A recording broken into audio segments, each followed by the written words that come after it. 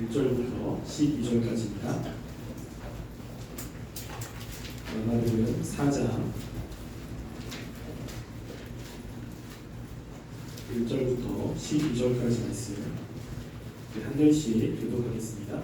예수께서 다시 바닷가에 가르치시니 큰 무리가 모였거늘 예수께서 바다에 떠있는 배에 올라앉으시고 그 무리는 바닷가 지에 있더라. 예수께서 여러 가지를 비유로 가르치시니 그 가르치심 중에 그들에게 이르시되 그러나 씨를 뿌리는 자가 뿌리러 나가서 꿀새 더러는 길가에 떨어지매 생색이 와서 벌고 더러는 흙이 얇은 돌밭에 떨어지매 흙이 깊지 아니하므로 곧 싹이 나오나 해가 돋은 후에 타서 뿌리가 스스로 말랐고 더러는 가시떨기에 떨어지매 가시가 자라 기운을 막음으로 결실하지 못하였고 더러는 좋은 땅에 떨어지매 자라 무성하여 결실하였으니 40배나 60배나 100배가 되었느니라 하시고 또 이르시되 들을 꿰는 자는 들으라 하시니라. 예수께서 걸고 계실 때에 그냥 사람들이 열정과 더러 그 일들에 대하여 묻니 이르시되 하나님의 나라의 비밀을 너희에게는 주었으나 외인에게는 모든 것을 비유로 하나니 이는 그대로 보이는 것과 알지 못하며 듣기는 들어도 깨닫지 못하게 하여 돌이켜 죄사함을 얻지 못하게 하여 하시고 오늘 말씀은 우리가 아주 잘 알고 있는 씨 뿌리는 비유의 내용입니다. 이 말씀을 준비하면서 사장에 나와 있는 그 비유들을 그냥 넘어갈까라는 생각을 했습니다. 왜냐하면 여러분들 많이 들었고 거의 많이 알고 있을 거라고 생각을 해서 이거를 넘어갈까라는 고민을 좀 많이 했습니다. 또 이제 씨 뿌리는 비유, 이 비유의 내용을 하게 되면 이 비유가 굉장히 좀 많은 내용을 담고 있기 때문에 또 몇 주가 또 지나가고 그러면 올해 안에 그래도 마가복음 절반 이상을 하겠다는 마음을 가졌는데 사실이 있을 거라는 생각이 되게 좀 많이 들고 또 다음 주에 1, 2청년부 연합예배를 드리잖아요. 그때 또 씨 뿌리는 비유를 또 해야 되나 라는 그런 고민을 조금 했습니다. 그렇지만 그래도 우리가 이 말씀들이 어떤 것인지 다시 한번 상기시키는 것이 필요하다는 생각을 해서 씨 뿌리는 비유를 같이 나누려고 합니다. 마가복음의 대부분의 내용은 이야기체로 되어 있습니다. 그래서 예수님이 하셨던 사역이 마가복음의 대부분의 기록입니다. 그런데 우리가 오늘 보고 있는 이 4장은 갑자기 형식이 달라집니다. 그동안에는 내러티브 형식이었다가 이제 4장에 와서는 비유 모음이 들어가 있죠. 또 13장에도 예수님이 마지막 때 일어날 일에 대해서 강화 내용이 들어가 있습니다. 지금 마가는 의도적으로 예수님이 하셨던 그런 이야기체 중간에 이 형식이 다른 것들을 집어넣고 있는 것입니다. 그러면 뭔가 이상하다는 생각을 하게 되고 그리고 이 말씀에 집중을 할 수 있습니다. 즉 형식이 다른 것이 들어간다면 이거는 지금 이 저자가 이거를 강조하고 있는 내용입니다. 특별히 우리가 하나님의 말씀대로 살아갈 때 중요한 것은 어떤 사건에 대한 해석이 되게 중요하잖아요. 그 해석을 어떻게 하느냐가 되게 중요합니다. 그래서 마가복음을 볼 때는 예수님의 5개의 강화가 굉장히 중요합니다. 그리고 이 마가복음에도 마찬가지고 누가복음은 예수님이 하셨던 사역과 뒤에서 해설로 되어 있거든요. 그러니까 거기서 중요한 것은 앞에 예수님이 하신 사건이 아니라 뒤에 예수님이 그것을 가지고 길게 얘기한 해설이 굉장히 중요합니다. 그런 면에서 지금 우리가 함께 보려고 하는 4장의 내용은 굉장히 중요한 내용입니다. 마가복음에서도 그렇듯이 우리가 이 앞장에서도 또 보았듯이 샌드위치 구조로 되어 있습니다. 지금 1절 마가복음 4장 1절부터 34절에는 예수님이 여러 가지 비유를 이야기를 하고 있는데 그 중에 우리가 함께 보려고 하는 4장 1절부터 20절에는 샌드위치 방식이에요. 그래서 3절부터 9절까지 그리고 14절부터 20절까지가 내용이 같습니다. 그래서 앞에 비유를 뒤에서 설명을 해주고 있는 이런 방식입니다. 이런 샌드위치 구조는 동일한 주제를 이야기를 하고 있고 그럴 때 가운데 들어있는 내용이 굉장히 중요한 내용이고 그 전체 문제를 해석할 수 있는 열쇠가 가운데에 들어가 있습니다. 그래서 이 말씀을 해석하는 데 중요한 것은 바로 10절부터 12절까지의 말씀이 굉장히 중요합니다. 그래서 우리가 이 말씀들이 어떤 것인지를 다 살펴보지 못하고요. 12절까지만 함께 살펴보고 그리고 다음 주에 나머지 13절부터 말씀을 살펴보려고 합니다. 이 말씀의 배경은 4장 1절의 말씀을 보면 예수께서 다시 바닷가에서 가르치시니 라고 이야기합니다. 다시 바닷가에서 가르치시니 라고 하는 것은 이전에도 가르쳤다라는 내용이 포함되어 있죠. 그러니까 예수님이 바닷가에서 자주 가르치셨어요. 바닷가에서 가르치는 이유는 대부분 예수님께서는 회당에서 가르치는 경우가 많습니다. 왜냐하면 회당에는 하나님의 말씀을 알고 싶은 사람들이 많이 모여있고 그리고 그 하나님의 나라를 꿈꾸는 사람들이 모여있기 때문에 그곳에서 예수님이 많이 가르치세요. 그런데 회당에서만 가르치는 것이 아니라 바닷가에서 가르치십니다. 그 이유는 뭐냐면 회당에 못 들어오는 사람들이 있습니다. 회당 안에서는 지금 대부분 상자에 높은 지위에 있는 사람들, 그런 사람들이 회당에 들어가서 이렇게 말씀을 듣지만 특별히 일이 바쁜 사람들 그리고 좀 천한 직업에 있는 사람들은 회당에 가기가 좀 어려운 일들이 있습니다. 그래서 예수님께서는 그렇게 높은 지위에 있는 사람만이 아니라 그 당시에 회당에 들어가지 못하는 하층민에게도 하나님의 말씀을 전하기 위해서 사람들이 모여있는 곳, 또 모일 수 있는 곳에 가서 말씀을 가르치시고 있는 것입니다. 그래서 예수님께서는 회당과 또 사람들이 모여있는 곳에서 하나님의 말씀을 가르치죠. 근데 오늘 말씀에 보면 바닷가에서 가르치시니 큰 무리가 모여들거늘 이라고 이야기합니다. 근데 원어에는 뭐라고 이야기냐면요, 가르치시기를 시작하셨다라는 겁니다. 그러니까 예수님께서 바닷가에 가셔서 이제 가르치시기 시작한 거예요. 시작하니까 점점점 사람들이 모여들기 시작한 것입니다. 그래서 큰 무리가 모여있지요. 여기서 큰이라는 것은 최상급입니다. 뭐냐면 이전에 모인 사람들보다 더 많은 사람들이 모였어요. 그도 그럴 것이 이때쯤 되면 예수님이라는 소문이 많이 퍼져 있을 거 아니겠습니까? 그러니까 예수님이 가는 곳곳마다 사람들이 더 모이는 거예요. 그래서 예수님의 말씀을 듣고 치료도 받고 하는 이러한 기대감을 가지고 계속해서 모여 있습니다. 그때 예수님께서는 이렇게 모인 사람들이 많기 때문에 그에 서서 말씀을 가르칠 수가 없는 거예요. 왜냐하면 우리가 조금 전에 보았듯이 그냥 그곳에서 가르치면 서로 사람들이 예수님을 만지려고 밀고 땡기고 하다가 다칠 위험성이 있는 겁니다. 그때 예수님이 어떻게 했죠? 그것을 떠나가셨잖아요. 그러니까 이때에도 계속 그 자리에 있으면 사람들이 다칠 위험성이 있으니까 예수님이 어떻게 했냐면 배를 띄우게 하시고 배 위에서 사람들에게 복음을 전하고 있는 것입니다. 그래서 예수님께서 배 위에서 복음을 전하고 사람들은 육지에서 이제 예수님의 말씀을 듣는 이런 일들이 이제 벌어지게 됩니다. 그때 바람이 이제 바다 쪽에서 이제 육지로 불기 때문에 예수님이 조금만 이야기를 해도 육지에 있는 사람들이 예수님의 말씀을 들을 수가 있어요. 그러면서 이제 예수님이 하신 그 말씀의 내용이 이제 기록이 되어 있습니다. 이전에 보시면 이에 예수께서 여러 가지를 비유로 가르치시니 라고 이야기하죠. 자, 예수님께서 비유로 가르치셨어요. 이 비유로 가르친 것은 예수님이 창안해낸 방법은 아닙니다. 구약에서도 비유가 종종 쓰여요. 그래서 나단이 다윗의 잘못을 이야기할 때 비유로 이야기를 하잖아요. 그러니까 비유가 많이 쓰이고 그리고 유대 랍비들이 사람들에게 비유로 많이 이야기를 했습니다. 그러니까 예수님이 지금 하셨던 이 방법은 많은 사람들이 쓰고 있는 그 방법을 사용하고 있는 거예요. 근데 예수님께서 여러 가지 비유로 이야기를 하잖아요. 그러니까 예수님이 이 복음서에서 쓴 비유는 총 몇 가지 정도 될 것 같습니까? 그럼 예수님이 비유로 말씀하신 게 비유가 얼마나 될 것 같아요? 여러 가지라고 이야기했으니까. 네, 1000만 가지 좋습니다. 네, 그렇죠. 좀 많아요. 네, 그렇게까지 많진 않고 한 60여 가지 됩니다.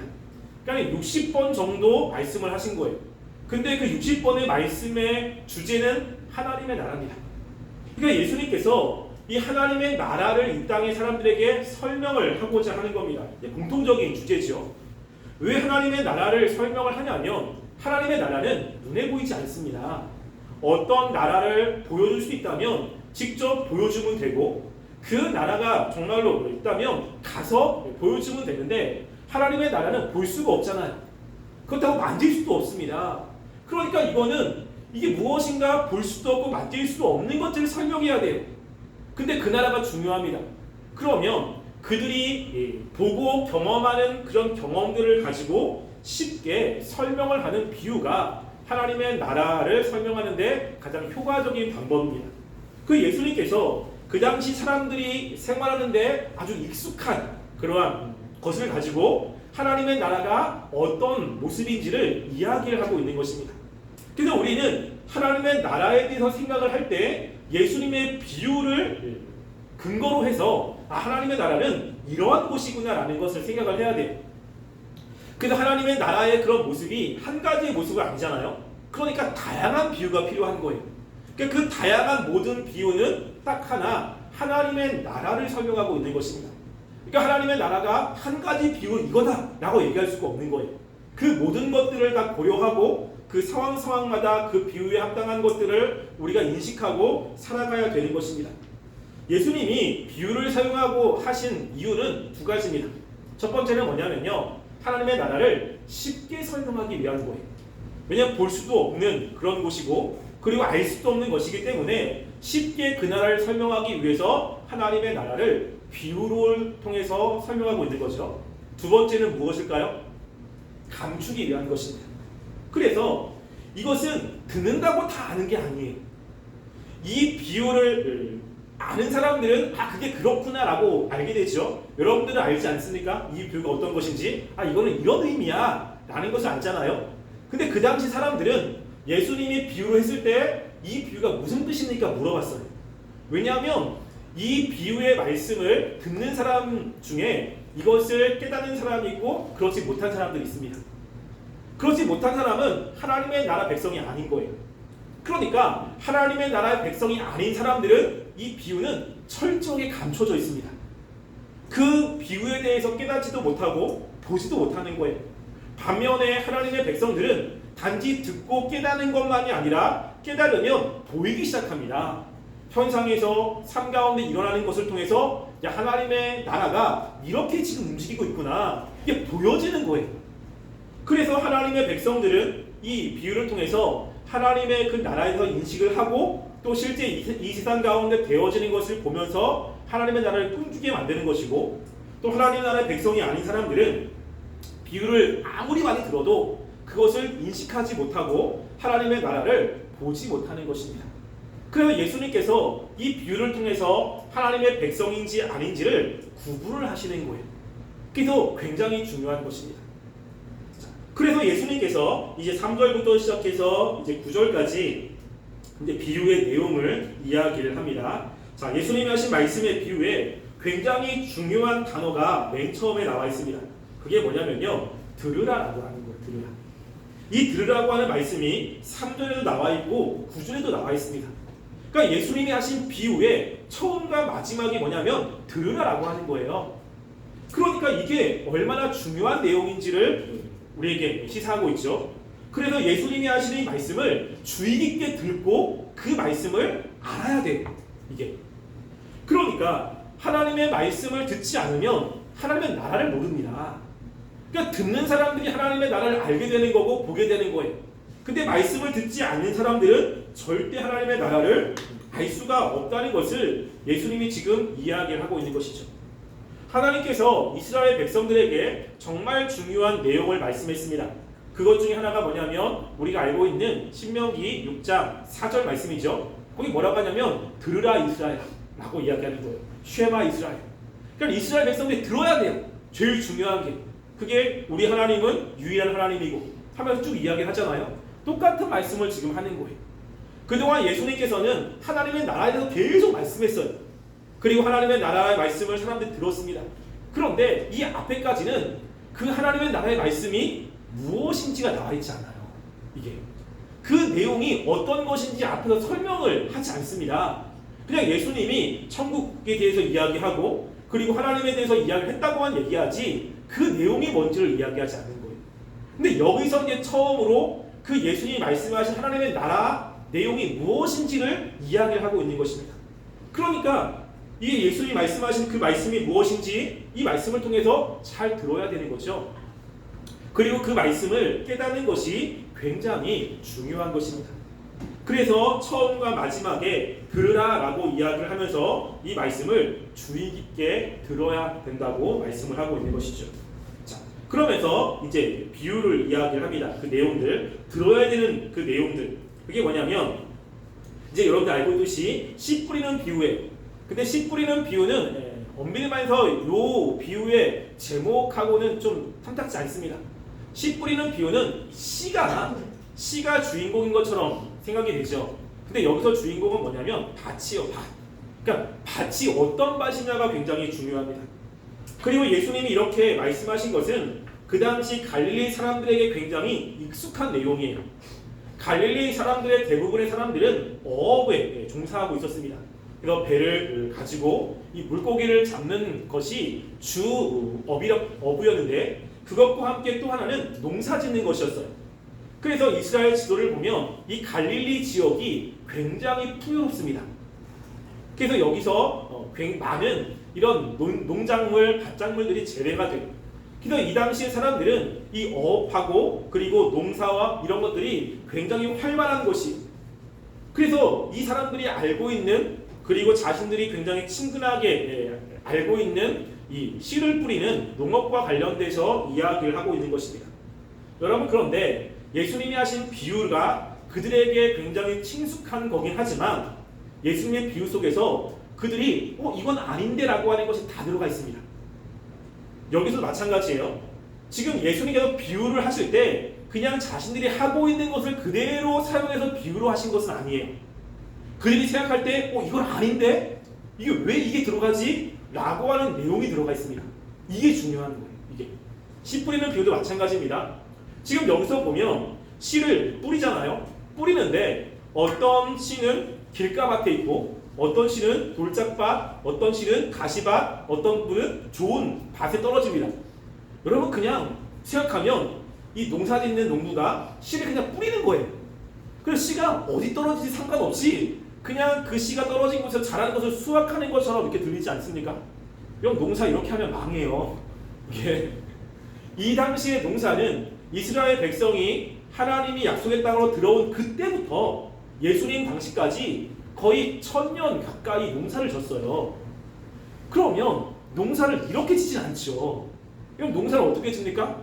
밭을 읽어야 되잖아요. 밭을 읽어가서 거기서 돌도 걷어내고 그리고 거기에 잡초도 뽑고 그리고 나서 씨를 뿌리잖아요. 그래야 농사가 잘 되지 않습니까? 이거는 너무나 당연한 거예요. 근데 예수님의 말씀에서는 뭐죠? 그냥 씨를 뿌리는 거예요. 농부가. 근데 그 씨가 여러 가지 밭에 떨어진 거죠. 그럼 그거를 딱 들은 이 농사에 정통한 사람들은 왜 그렇게 씨를 뿌리지? 라는 생각이 들 수밖에 없어요. 여러분, 겨자씨 비유도 마찬가지입니다. 우리가 나중에 보겠지만 겨자씨는 굉장히 잘 자라요.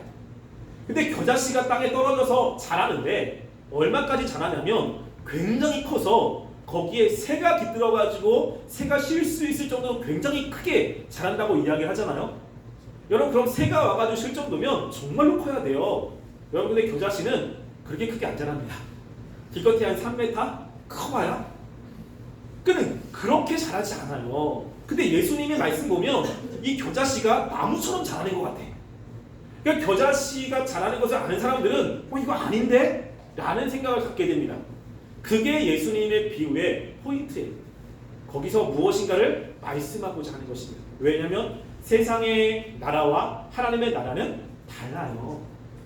그러니까 이 세상과 비슷한 것 같지만 하나님의 나라는 이 세상과 다른 것을 예수님이 의도적으로 넣으면서 하나님의 나라는 다르다는 것을 이야기를 하고 그 다른 것 때문에 하나님의 그 비밀을 사람들에게 알려주고자 하는 것입니다. 여기도 마찬가지입니다. 그래서 지금 여기 말씀해 보면 이 3절의 말씀 보면요, 씨를 뿌리는 자가 뿌리로 나가서 뿌릴세라고 이야기하죠. 지금 원어적으로 보면 씨라고 하는 주어가 여기 나와 있지 않아요. 이게 그러니까 주어는 씨가 떨어졌다, 씨가 뿌려졌다 이렇게 이야기했는데 그 씨가 어떤 씨인지는 관심이 없습니다. 이건 중요하지 않아요. 뭐냐면 이 씨는 똑같은 그 씨가 담겨진 바구니에서 나간 씨예요. 그러니까 이 씨가 어떤 씨냐 이건 중요하지 않습니다. 왜냐하면 똑같은 씨가 다 뿌려졌어요. 우리가 이제 다음 주에 보겠지만 이 씨를 뿌리는 분이 누구냐면 예수님이 뿌리거든요. 그러니까 예수님이 말씀을 다 하잖아요. 그러니까 똑같은 말씀을 듣고 있는 거예요. 그러니까 이 말씀이 누구의 말씀이냐, 이 말씀이 정말 하나님의 말씀이냐 아니냐, 이거는 여기서 중요하지 않습니다. 이 말씀은 무조건 하나님의 말씀입니다. 중요한 건 뭐냐면 이 씨가 떨어진 밭이 중요한 것입니다. 즉 다른 말로 하면 이 말씀을 듣고 있는 사람들의 마음이 어떠냐에 따라서 이 씨의 결과, 열매가 맺히고 안 맺히고 된다는 것을 의도적으로 이야기를 하는 거예요. 그 여기서 예수님이 말씀하고 싶은 것은 그 말씀을 듣는 사람들의 마음입니다. 여러분들이 지금 말씀을 들을 때 마음. 그래서 네 종류의 밭을 이야기를 하죠. 여러분 알고 있듯이 첫 번째는 길가밭입니다. 길가밭에 떨어진 이 씨는 4절 말씀에 보면 새들이 와서 먹어버렸다라고 이야기를 하죠. 자, 여기서 먹어버렸다라고 하는 것의 원어적인 의미를 뭐냐면요, 다 먹어치우다, 개걸스럽게 먹다라는 거예요. 그러니까 그럼 새들은 이 씨를 굉장히 좋아합니다. 이 씨를. 그래서 우리 교회도 앞마당에 보면 비둘기들 있잖아요. 그렇게 뿌리면 와가지고 다 먹어요. 다 순식간에 사라집니다. 그러니까 길가에 떨어지면 새들이 와가지고 개걸스럽게 다 먹어버리는 거예요. 순간적으로 없어지는 거죠. 그래서 이 새가 한 마리가 아니라 우르르 몰려와가지고 그 모든 씨를 다 먹어버리는 것입니다. 두 번째는 이제 흙이 얕은 돌밭에 떨어진 그런 씨죠. 자, 돌밭에 떨어진 이 씨는 문제는 뭐냐면 뿌리가 없다는 거죠. 뿌리가. 그러니까 뿌리가 없어서 해가 이렇게 비치면 그 뿌리를 통해서 물을 흡수해야 되는데 물을 흡수할 수가 없어요. 그러니까 어떻게 됩니까? 다 타도 죽어요. 그러니까 얼마 못 갑니다. 그러니까 말씀을 듣고 무엇인가 말씀이 마음에 새겨지긴 했어요. 마음에 새겨졌습니다. 근데 뭐냐면 뿌리가 없는 거예요. 뿌리가 없으니까 조금 힘들면 그 말씀이 없어집니다. 그 말씀이 뿌리를 깊게 내려서 힘들어도 그 말씀을 붙잡고 그 말씀이 자라도록 열매를 맺도록 해야 되는데, 그 말씀을 들을 때는 야 그래 이 말씀이지, 그래 이게 이렇게 살아야 돼, 자 그래 하나님 이렇게 믿어야지 라는 마음이 들어요. 안 드는 게 아닙니다. 근데 나가니까 뭔가 힘들어, 나가는데 뭔가 어려워. 그러니까 말씀이 없어지는 거예요. 그때는 말씀이 하나도 생각이 안 납니다. 그냥 자기 마음대로 살아가는 거지. 결국에는 열매를 맺지 못합니다.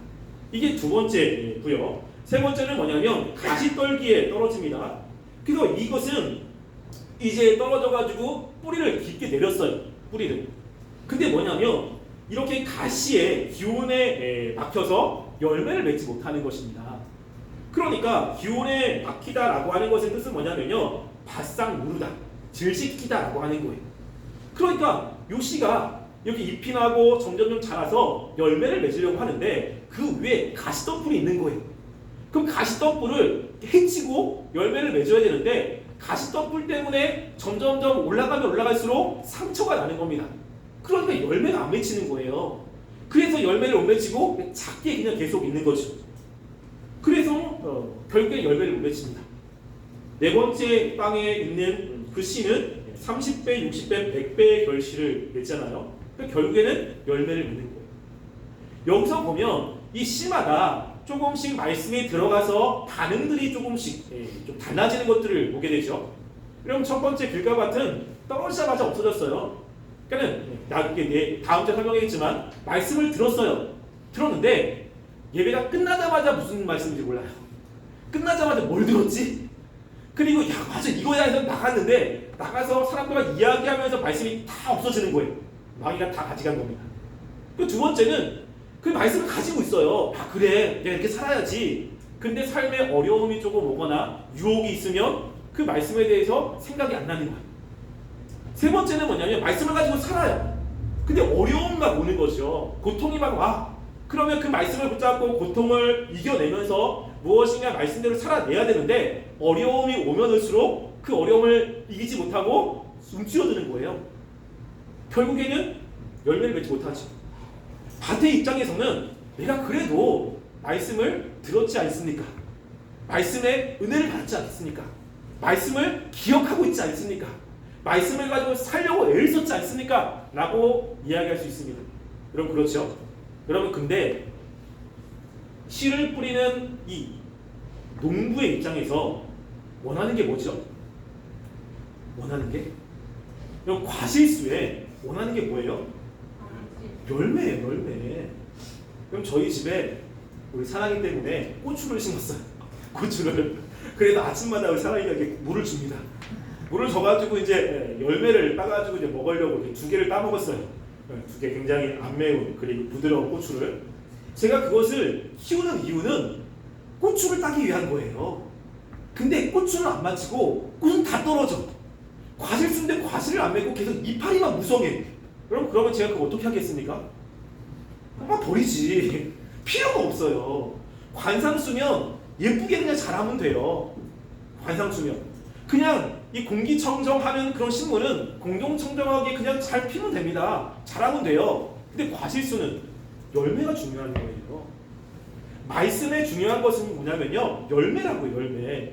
내가 얼마나 많이 알고 있느냐, 그것이 내 마음에 감동이 됐다, 그 말씀을 하려고 애를 썼다라고 하는 게 아니라 그 말씀에 따른 열매가 있느냐가 중요한 겁니다. 그래서 이것을 뭐와 관련해서 이야기를 하냐면, 뒤에 보겠지만 이것은 거듭남과 관련돼서 이야기를 하고 있어요. 이 말씀을 하고 나니까 이제 9절부터 12절 말씀에 이 사람들이 이해가 되지 않는 거예요. 이해가. 그래서 어떻게 하냐면 10절 말씀에 보시면요, 예수께서 홀로 계실 때에 함께한 사람들이 12제자와 더불어 그 비유들에 대하여 물으니 라고 이야기합니다. 그러니까 예수님이 말씀했을 때 모르겠는 거예요. 왜냐하면 이야기했듯이 그 당시의 농업과 달라요. 그러니까 일반적인 농업적인 이야기를 한다면 그냥 이해했겠는데, 예수님의 이 말씀이 그 당시에 사람들이 하고 있는 농법과 다르니까 이해가 되지 않는 거예요. 예수님 뭘 얘기하고 싶은 겁니까? 지금 이것이 어떤 의미입니까? 라고 궁금해하기 시작하는 겁니다. 근데 궁금한 사람들의 이런 모습을 보면요, 지금 여기서 예수님이 홀로 있을 때 함께한 사람들이 12제자와 함께라고 하잖아요. 그러면 예수님께 와가지고 물어본 사람이 다수일 것 같습니까? 소수일 것 같습니까? 여기 와서 물은 사람들이 다수일 것 같아요? 소수일 것 같아요? 소수지요? 네, 소수일 것 같죠? 정말로 많은 사람들이 모였어요. 정말로 많은 사람들 들었는데 이해가 안 되는 거예요. 이해가. 그래서 예수님의 말씀이 다 끝났어요. 대부분 돌아갔습니다. 근데 예수님의 12제자는 어차피 있어야 되잖아요. 어차피 못 가고, 그렇죠? 그리고 나서 그 외에 사람들이 와가지고 물어보는 거예요. 궁금하니까. 예수님이 하시는 그 말씀이 이해가 되지 않습니다. 뭡니까? 라고 이야기하는 거예요. 나머지 사람들은 그냥 갔죠. 지금 이들은 말씀에 대한 궁금증이 있어요. 그래서 질문하고 있는 것입니다. 왜 그렇죠? 이들이 왜 물어봅니까? 그것이 궁금하기도 하고.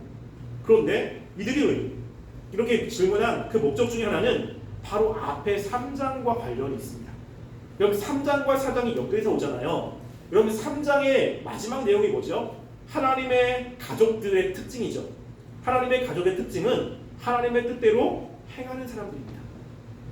그러니까 하나님의 뜻대로 행하는 사람은 그 앞장에 보면 이 12제자 예수님과 함께하는 거예요. 예수님과 함께해서 예수님이 하시는 말씀을 이해하고 그 이해한 말씀을 실천하는 사람이 하나님의 백성들이잖아요. 근데 많은 사람들이 왔는데 그 말씀이 이해가 되지 않아. 그 돌아갔는데 요 사람들은 예수께 물어보는 겁니다. 왜 물어보죠? 하나님 나라 백성이기 때문에. 하나님의 뜻이 무엇인지 알고 싶은 거예요. 어렵긴 하지만 그 뜻이 무엇인지 물어봐서 그 뜻을 알고 싶은 것입니다. 그럼 요한복음 6장에 보면 예수님이 정말로 어려운 말씀을 하십니다.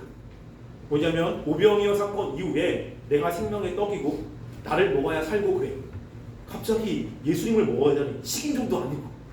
그럼 이 말씀 지금 우리가 읽어도 되게 어려워요. 근데 그 당시 사람들은 더 어려웠겠죠. 그러니까 많은 사람들이 야, 이 말씀은 진짜 어렵다. 누가 그 말씀을 이해할 수 있느냐라고 하면서 다 떠났습니다. 근데 예수님이 제자들에게 묻는 거예요. 너희도 그 사람들과 같이 떠나느냐? 라고 묻습니다.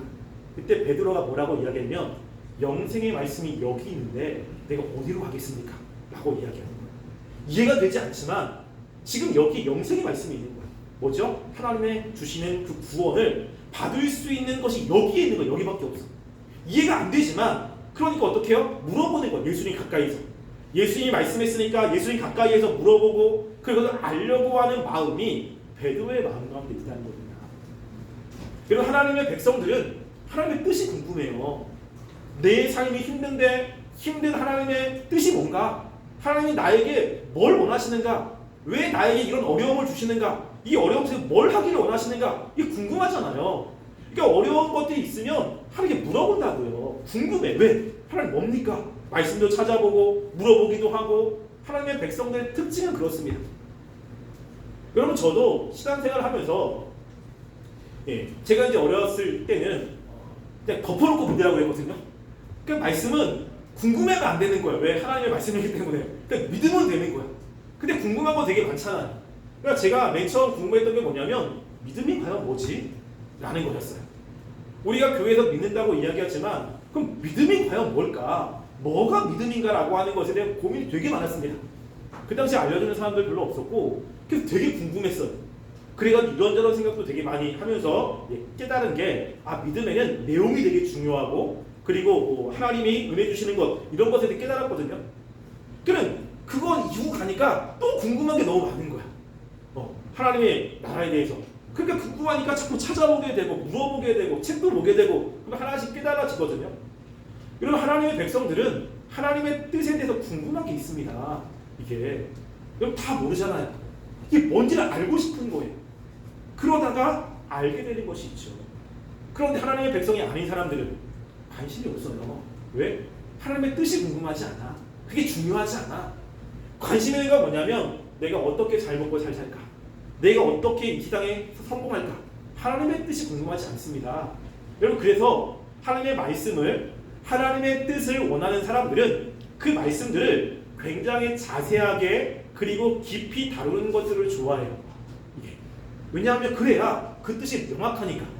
여러분 근데 하나님의 뜻에 관심이 없는 사람들은 깊이 명확하게 이야기하는 것들을 싫어합니다.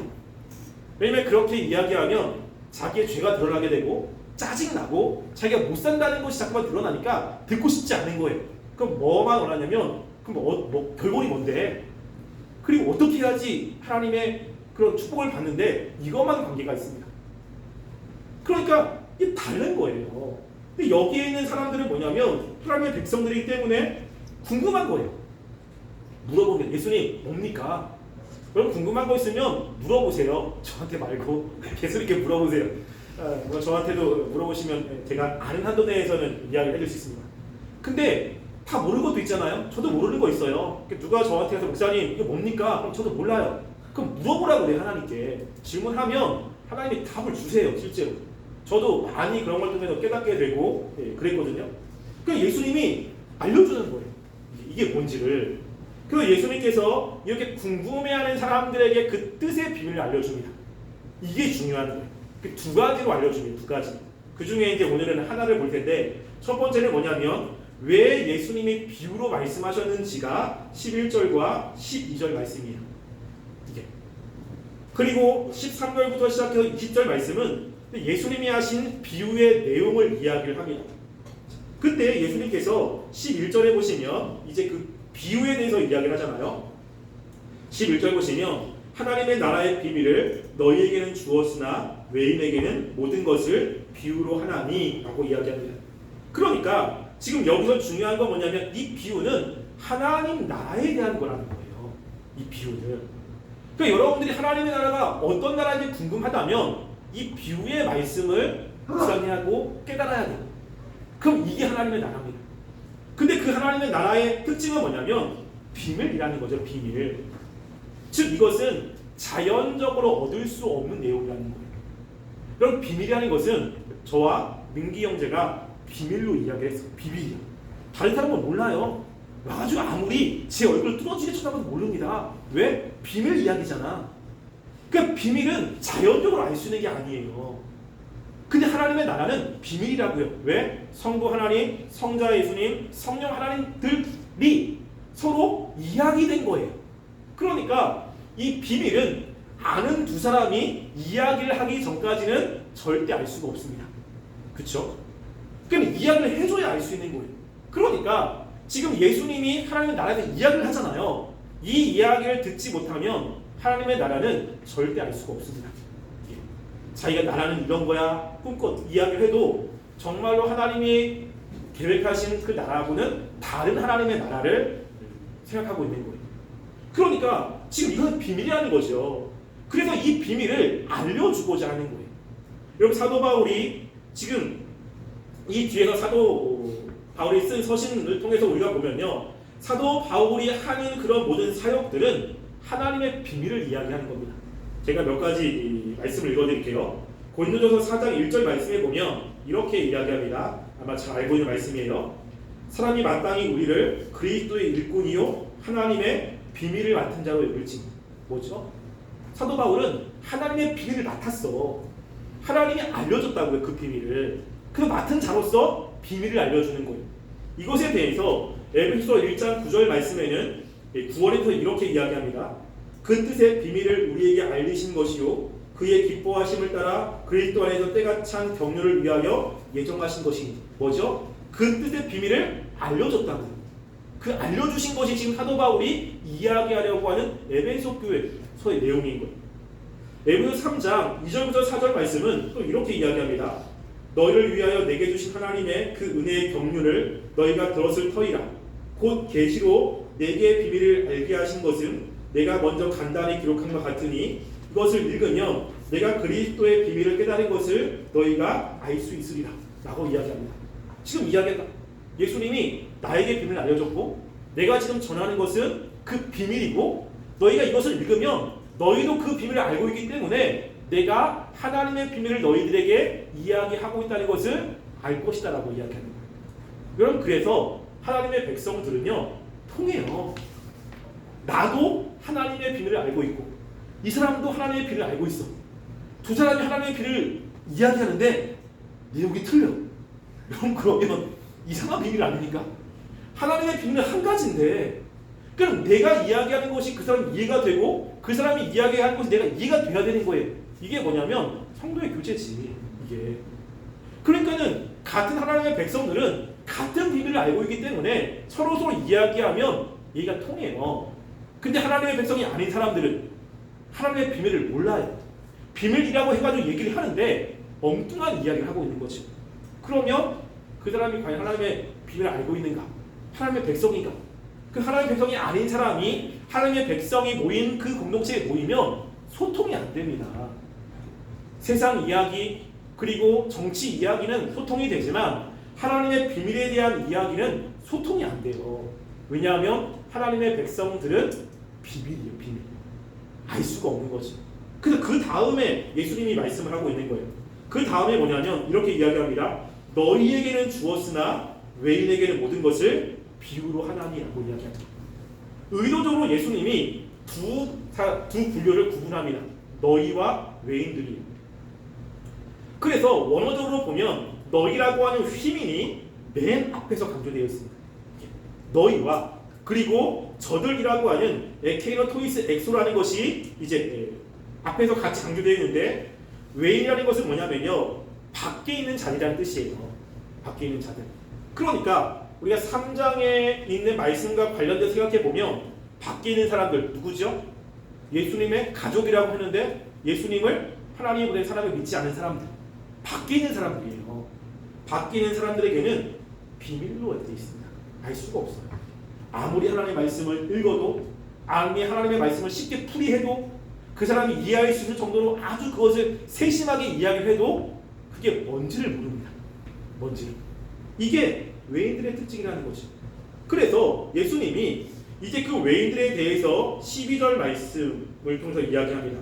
뭐냐면 이는 그들로 보기는 보아도 알지 못하며 듣기는 들어도 깨닫지 못하게 하여 돌이켜 죄사함을 얻지 못하게 하려 함이라 하시고 여기서 뭐죠? 봤어. 예수님의 기적을 봤다고요. 예수님 하신 말씀을 들었어요. 근데 보기는 보지만 듣기는 듣지만 중요한 게 뭐죠? 깨닫지 못하는 거. 그 비밀이 뭔지를 모릅니다. 왜냐하면 죄사함을 얻지 못하게 하기 위한 거. 즉 하나님의 백성이 될 수가 없다는 거죠. 여러분 그래서 중요한 건 깨닫는 거예요. 내가 그걸 깨닫고 야 이게 하나님의 비밀이구나. 이게 하나님이구나. 하나님의 계획이구나 라는 것이 마음에 깨달아지고 드려지는 사람들이 하나님의 백성입니다. 그리고 그 말씀대로 살려고 애를 쓰게 되죠. 그럼 무엇인가 진리가 들어오고 진리가 마음을 때려서 마음이 이렇게 요동하면 그 마음에 따른 행동이 나오지 않습니까? 그게 하려고 한다고요. 이게 하나님의 백성의 특징인 거예요. 근데 그 깨달음을 하나님이 주신다라고 이야기합니다.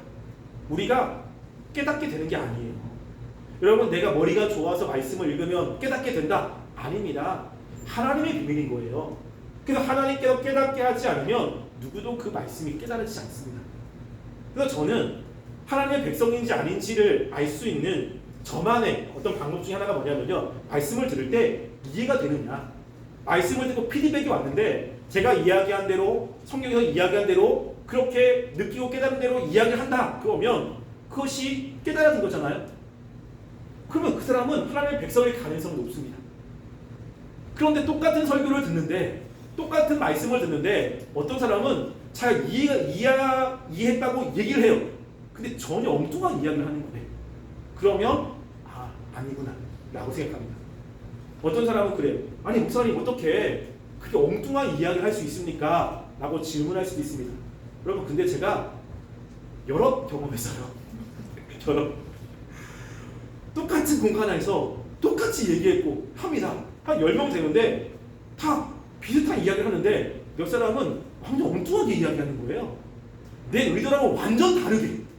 그리고 이상한 이야기를 하는 거죠. 왜 이러지? 왜 그렇죠? 여기 하나님의 백성과 아닌 사람들이 이렇게 구분이 됩니다. 그래서 여러분들이 하나님의 말씀을 들었을 때 이해가 된다, 그리고 깨달아지고, 그리고 그것이 이제 하나님이 원하시는 것이라고 생각이 들면서 살려고 하는 마음이 든다라고 한다면 하나님의 백성일 가능성이 높습니다. 제가 얘기했듯이 이 다음 사는 것은 그 다음 문제인 거예요. 그 다음 문제. 이거는 성화도 관계에 있고 여러 가지 것에 관계가 있습니다. 그런데 먼저는 하나님의 비밀을 알게 되는 게 중요한 거예요. 이게 하나님의 비밀 믿지 않는 사람도 알지 않습니까? 여러분, 아는 것은 뭐냐면요, 실제로 깨닫는 게 아니라 다른 사람이 그렇게 얘기했기 때문에 그냥 그렇게 안다고 생각해서 그냥 전달하는 거지, 그것을 실제로 그렇게 안다면 마음이 유동이 되고 의지가 움직이지 않을 수 없습니다. 이게 아는 거죠. 아는 건 마음의 변화가 생기는 거예요. 그래서 여러분들이 말씀을 들을 때 하나님 말씀을 듣고 이해가 되고, 그래 그렇게 살아야지, 하나님 말씀 이렇구나 라고 하는 것에 대한 마음의 움직임이 있다면 여러분들은 하나님의 은혜를 받는 사람일 가능성이 높습니다. 근데 마음은 없이 그치 이해가 돼, 동의가 돼, 그치 하고 마음이 움직이지 않는다 라고 한다면 생각을 좀 해볼 필요가 있습니다. 예수님께서 명확하게 이야기합니다. 하나님의 백성들은 들어라, 그리고 깨닫는다는 거죠. 그리고 깨닫는 사람들이 하나님의 나라를 알 수 있습니다. 그럼 여러분들이 지금 하나님의 말씀을 들을 때 나는 어떤 반응을 하고 있는지 한번 잘 생각해 보세요. 그리고 지금 하나님의 그 말씀들을 우리가 잘 깨닫고 그 하나님의 나라를 위해서 살아갈 수 있도록 우리에게 바른 말씀을 들을 수 있도록 도와달라고 우리가 기도하며 나가는 귀한 삶이 되기를 간절히 소원합니다. 기도하겠습니다. 우리가 이 시간 함께 말씀을 생각하면서 기도했으면 좋겠습니다. 예수님께서